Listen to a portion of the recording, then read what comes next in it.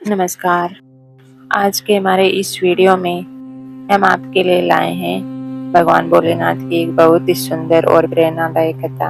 एक दिन भगवान भोलेनाथ कैलाश पर्वत से पृथ्वी लोक की ओर जाने लगे। उन्हें जाते देख माता पार्वती ने पूछा, प्रभु आप कहाँ जा रहे हैं? महादेव मुस्कुराए और बोले, मैं पृथ्वी लोक जा रहा हूँ।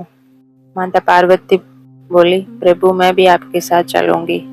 महादेव के मना करने पर भी माता पार्वती नहीं मानी और उनके साथ पृथ्वी लोक पहुंच गई। घूमते घूमते माता पार्वती को भूख लगी।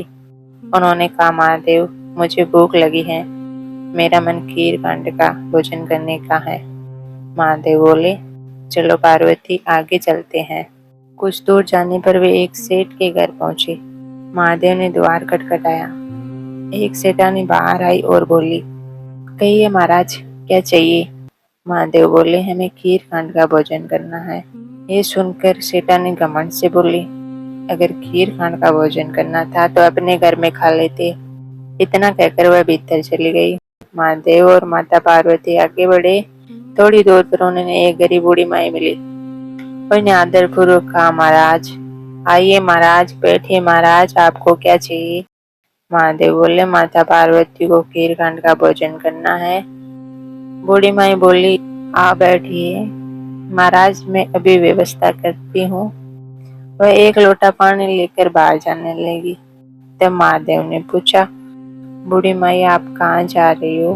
वह बोली, महाराज दूध चावल और खांड लेने जा रही हूँ। महादेव मुस्कुराए और बोले, अपने घर में जाकर देखो। बूढ़ी माई ने जब घर में जाकर देखा तो उनके बर्तन में दूध चावल और खांड से भरे हुए थे। वह आनंद से भर गई और तुरंत स्वादिष्ट खीर बनाने लग गई। पहले अपने भगवान शिव और माता पार्वती को भोग लगाया, फिर उन्हें प्रेम पूर्वक भोजन करवाया। भोजन के बाद बूढ़ी माई बोली, महाराज बची हुई खीर का क्या करूं? मेरे घर में तो कोई नहीं है। मेरे महादेव बोले, आंखें बंद कर लो। बूढ़ी माई ने जब आंखें बंद कर ली तब कुछ क्षण बाद महादेव बोले, अब आंखें खोलो। जैसे ही उसने आंखें खोली, आश्चर्य से भर गई। उसके घर में बेटा बहू पोती पोतियों से परिवार भर गया। बूढ़ी माई बोली, महाराज इतने बड़े परिवार में इस छोटी सी झोंपड़ी में कैसे रखूं? तब भगवान शिव ने जाते जाते उसकी झोंपड़ी को एक ठोकर लगाई और देखते ही देखते वह एक झोंपड़ी एक सुंदर महल में बदल गई। बूढ़ी माई खुशी खुशी खीर बांटने लगी। वह सेठानी के घर पे खीर देने पहुंची। सेठानी ने आश्चर्य से पूछा, तेरे घर में ये सब कैसे हो? बूढ़ी माई बोली, मेरे घर में भगवान भोलेनाथ और माता पार्वती आए थे, उनकी कृपा से सब कुछ हुआ है। यह सुनकर सेठानी पछताने लगी और भगवान शिव तथा माता पार्वती के पीछे पीछे चल पड़ी। उनके चरणों में गिरकर बोली, महाराज मेरा सारा वैभव उस बूढ़ी माई को क्यों दे दिया? भगवान बोले, मैंने न कुछ उठाया न कुछ दिया, तूने ना कही इसलिए तेरे घर में ना हो गई। उस बूढ़ी माई ने हाँ कही इसलिए उसके घर में हाँ हो गई।